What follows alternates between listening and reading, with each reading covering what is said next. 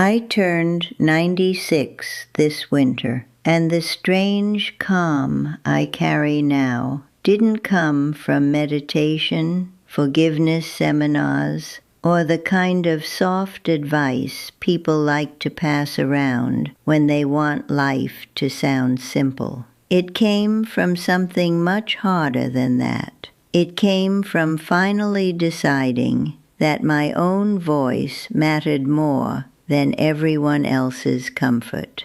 3 years ago, my husband Arthur died. We had been married for 65 years. When you spend that long beside someone, the world begins to arrange itself around the two of you. At the funeral, people kept coming up to me, saying how strong I looked. They told me how graceful I seemed, how well I was handling it. I smiled politely, thanked them for coming, and nodded the way a proper woman is expected to. But inside, I felt hollow, like someone had scooped out everything that made me a person and left only a polite shell behind. Before we go further, I want to ask you something.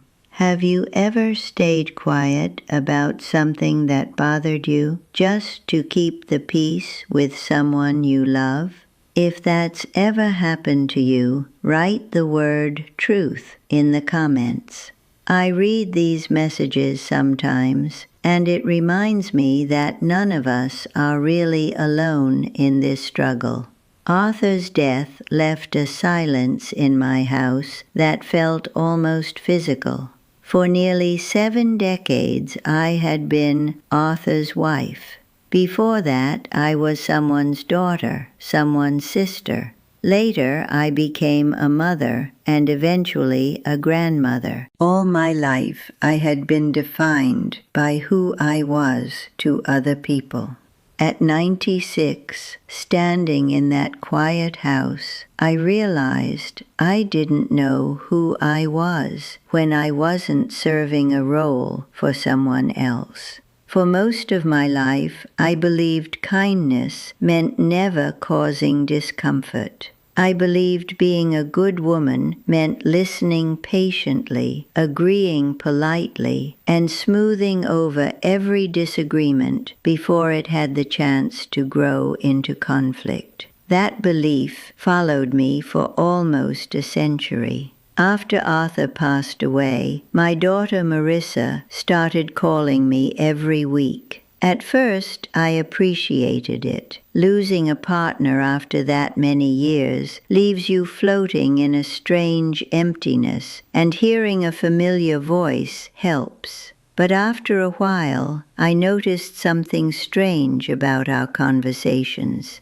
Marissa would call and immediately start talking about her day, her co-workers, her errands, her stress, her plans for the weekend. I listened carefully, making all the right sounds a mother is supposed to make. "Oh, really? That must be difficult. I understand." Then after 20 minutes, she would say she had to run and hang up. For months, I accepted that pattern. That was the role I knew how to play. The supportive mother who listens quietly and asks for nothing. But one Tuesday afternoon, something shifted. She called, launched into another long story about a disagreement with someone at work, and I sat there holding the phone while the old feeling crept back into my chest, that familiar heaviness I had carried for decades. The feeling that my own thoughts and experiences were somehow less important than everyone else's. When she finally paused to take a breath and said she had to go, the word slipped out before I could stop it. No. There was a long silence on the other end of the phone. "What do you mean, no?" she asked. My heart started pounding so loudly I could hear it in my ears. I had spent my entire life avoiding moments like this. But something inside me refused to go back to the old silence. "You don't get to hang up yet," I said slowly. "You've been calling me for months, Marissa, and you've never asked how I'm actually doing. Not once." She was quiet again. "I didn't realize that," she finally said. "I know you didn't," I replied, "but now you do." Then I ended the call.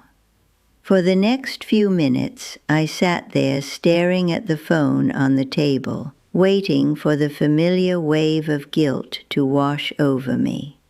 For almost a century, every time I had spoken honestly about my needs, guilt followed quickly behind.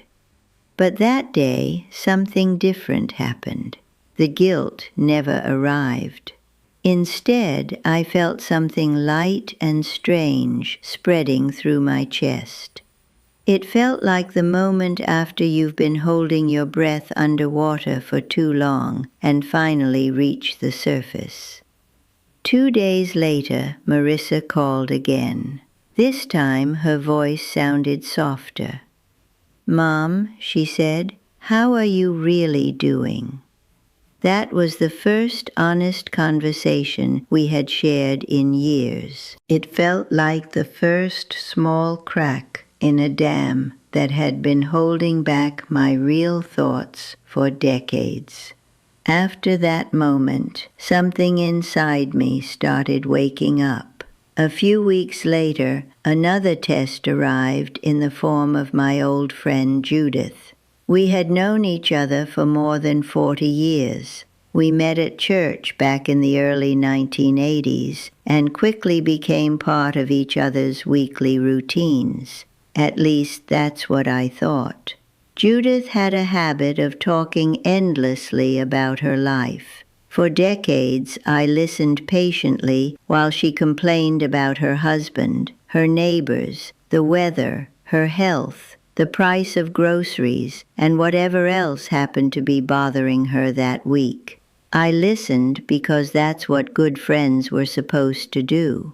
One afternoon, she called to tell me about a vacation she was planning. She talked about the flights, the hotel, the restaurants she wanted to visit.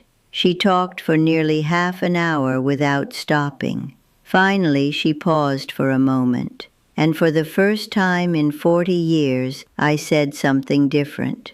"Judith," I said quietly, "there's something I need to tell you." "What is it?" she replied cheerfully. "I'm tired." She laughed, assuming I meant I was physically tired, but I continued. "I'm tired of listening without being heard," I said. "For 40 years you've told me every detail about your life, and you've never once asked about mine." The line went silent. When she finally spoke again, her voice was colder. "Well, I never..." But before she could finish, I ended the call. My hand trembled afterward, but my chest felt strangely clear. Judith never called again, and to my surprise, I didn't miss her.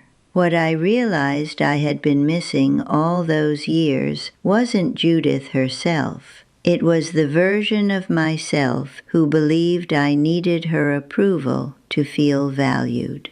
The hardest conversation of all, however, came later. It involved my grandson, Daniel. Daniel was 34, charming, intelligent, and permanently in trouble. For years, he had treated my phone number like an emergency hotline for money. Rent, car repairs, medical bills, sudden crises that always seemed to appear right before his next paycheck. And like many grandmothers, I always helped. Arthur used to warn me about it. "You're making it too easy for him," he would say. But I always defended Daniel. Family helps family. That was the rule I lived by. After Arthur passed away, the requests became more frequent. One afternoon, Daniel called asking for $2,000. He said he had lost his job and might be evicted.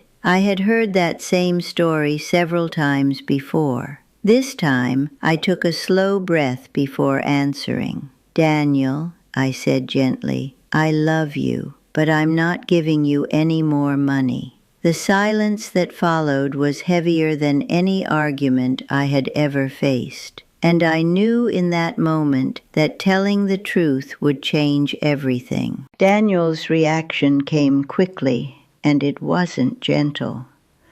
"Grandma, you can't be serious," he said, his voice rising with panic. "I'm about to lose my apartment." For years, that sentence had always worked on me. The moment I heard desperation in his voice, I would reach for my purse without hesitation. But that afternoon, I stayed quiet for a moment and let the words settle. "I know you're scared," I finally said, "but you're 34 years old. I've been rescuing you for almost a decade, and it hasn't helped you stand on your own feet. It's only made you depend on me." He grew angry almost immediately. "So you're just going to let me fail?" he snapped. "That's not what I'm doing," I answered calmly. "I'm letting you grow up." He didn't like that answer. In fact, he hated it. The conversation turned sharp very quickly.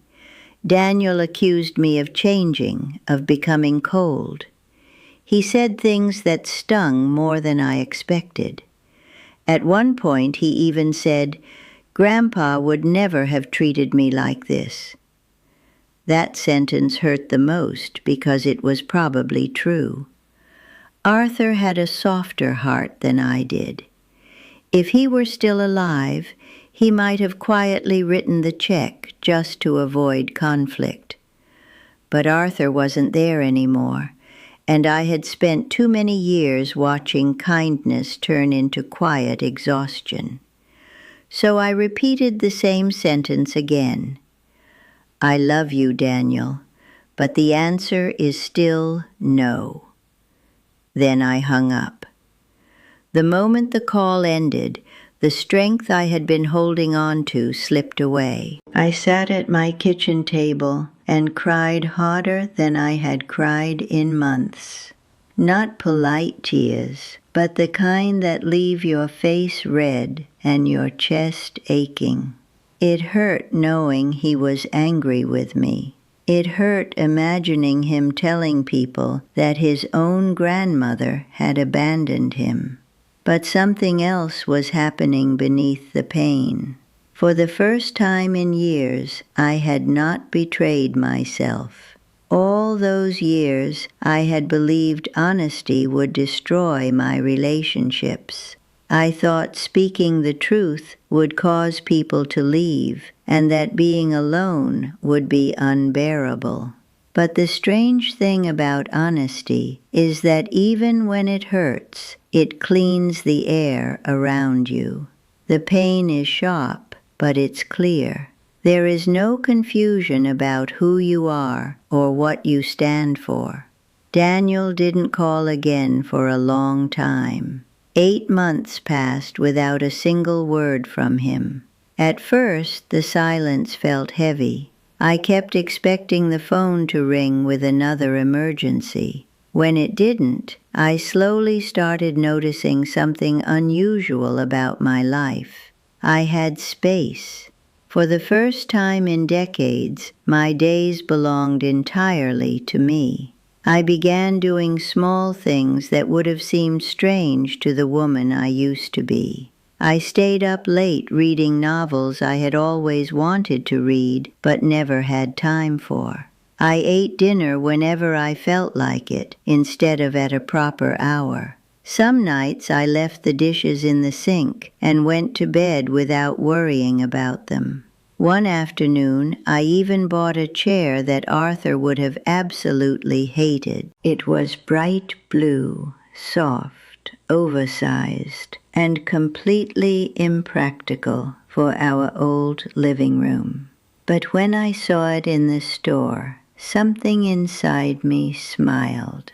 So I bought it without asking anyone's opinion. Now I sit in that chair every evening with a glass of wine and a book resting in my lap. You would be surprised how luxurious that small freedom feels. My life did become quieter during that time. Some people drifted away once I stopped playing the role they were used to. The woman who always agreed, always listened, always helped without hesitation. When that version of me disappeared, a few relationships disappeared with it. At first I worried that meant I had done something wrong. But after a while I started seeing the situation more clearly. The people who left had never really known me.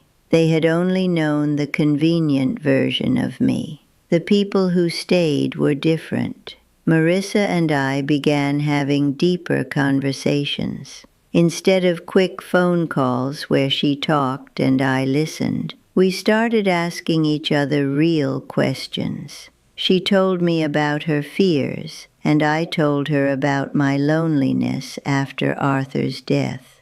Our relationship wasn't perfect, but it finally felt honest. Months later, something else unexpected happened. Daniel came back. One afternoon there was a knock on my door. When I opened it, he was standing there looking older than I remembered.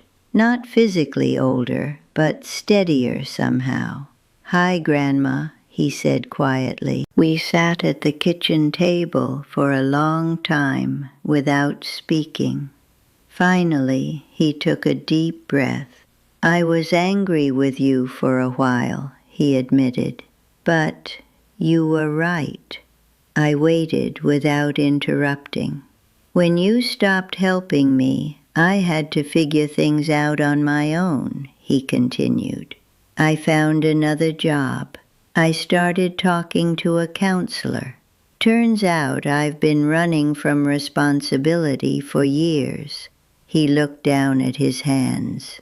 "I think you were the only person who loved me enough to stop rescuing me." Hearing those words felt strange and powerful at the same time. All those months I had worried that saying no would break our relationship forever.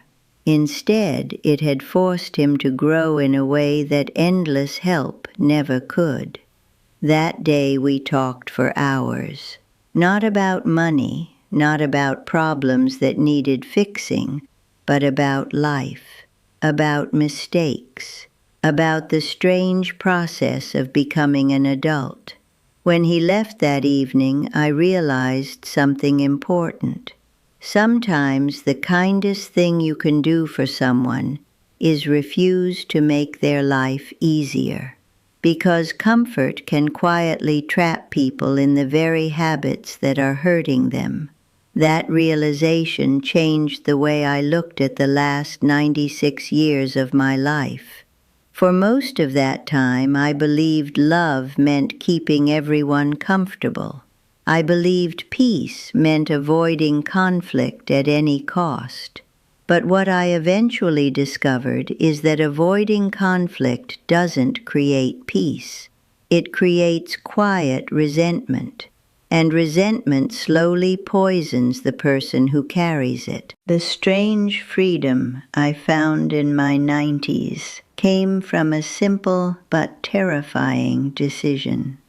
I stopped pretending. For most of my life, I believed being a good woman meant being agreeable.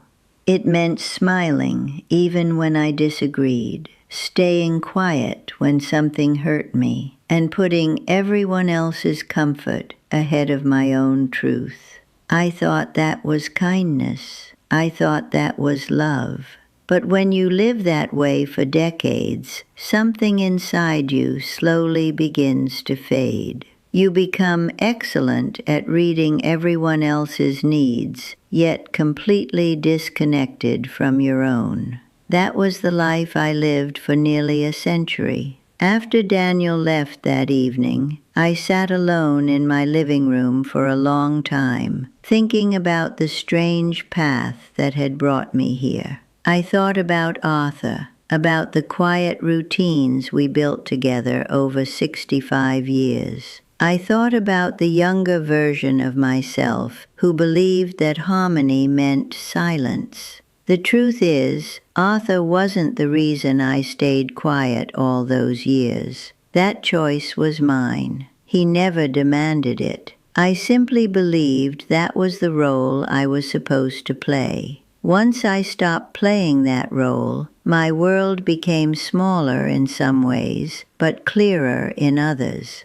There were fewer phone calls, fewer visits, fewer people expecting me to solve their problems. At first, that quiet felt lonely, but slowly I started noticing something else growing in that space: peace. Not the kind of peace people imagine when they talk about calm music and meditation. This peace was sharper than that. It was colder, clearer. It came from knowing that my words matched my thoughts, and my actions matched my values.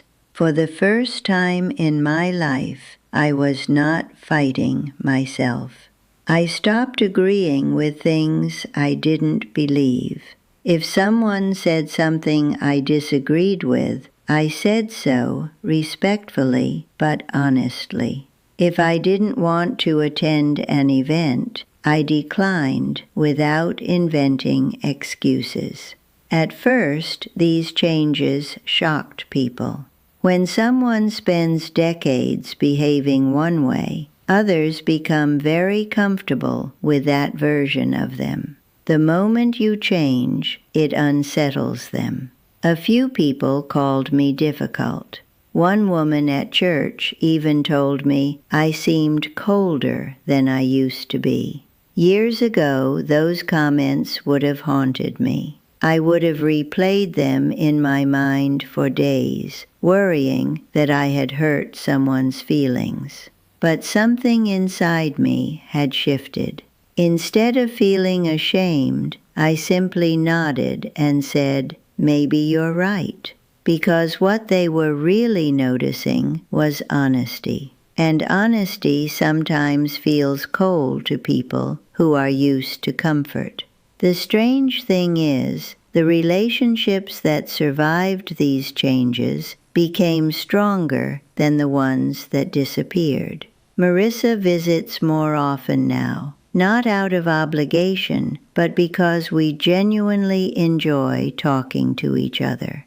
Daniel still comes by occasionally, but he doesn't ask for money anymore. He tells me about his work, his progress in therapy, the small ways he's learning to manage his life. Those conversations feel real. They are built on respect instead of quiet dependence. Looking back now, I realize something that took me nearly 100 years to understand. You cannot love people honestly if you are constantly lying about who you are. When you hide your thoughts to avoid conflict, you may keep the peace for a moment, but you slowly lose your sense of self. And when you lose that, every relationship you have becomes built on something fragile. Because people are not loving the real you. They are loving the version of you that never disagrees. That is not love. That is convenience.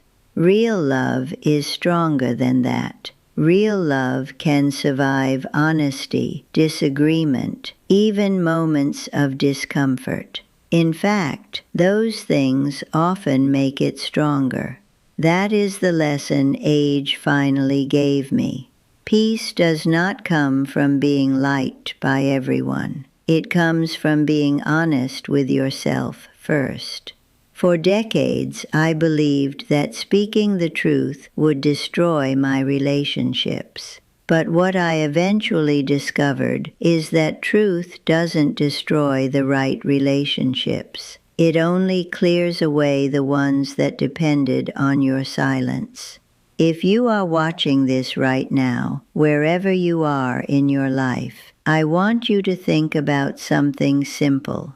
Is there a small truth you've been holding back? Maybe it's telling a friend you need space. Maybe it's admitting you're tired of always being the one who helps. Maybe it's finally saying you disagree with something everyone expects you to accept.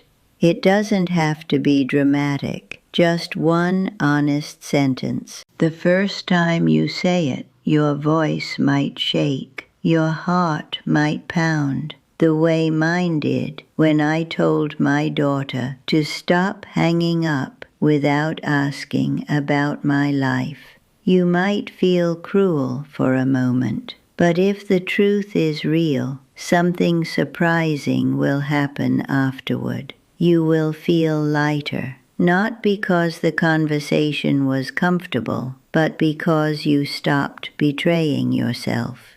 I spent nearly 100 years worrying about what people would think of me. I was afraid they would call me selfish, difficult, or cold. Some of them eventually did. And you know what I discovered? I survived. More than that, I finally began to live honestly. At 96 years old, I enjoy my own company. I like the sound of my own voice when I speak my thoughts instead of hiding them. I wake up each morning knowing that the person I show to the world is the same person who lives inside my mind. That kind of peace is simple, but it is powerful. So if there is one thing I hope you take from my story, it is this. Start small. Say one true thing today, just one. Maybe it's telling someone you disagree. Maybe it's admitting you're not okay. Maybe it's finally setting a boundary that you've been avoiding for years.